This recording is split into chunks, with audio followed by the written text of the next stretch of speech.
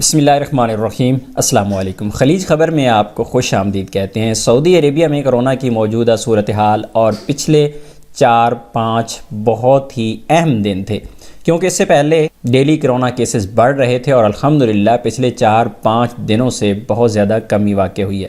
اور سب سے بڑی چیز یہ کہ اب ریکوریز جو ہیں وہ تیزی سے ہوتی جا رہی ہیں۔ آپ کو رپورٹ دکھا دیتے ہیں۔ آج کی یہ رپورٹ ہے جس میں آپ دیکھ سکتے ہیں 4535 آج نئے کیسز آئے ہیں، جبکہ اس کے مقابلے میں اگر آپ ریکوریز دیکھیں تو 5072 ہیں، یعنی 5072 لوگ صحت یاب ہوئے اور ایک ہی دن میں 4535 نئے کیسز آئے ہیں۔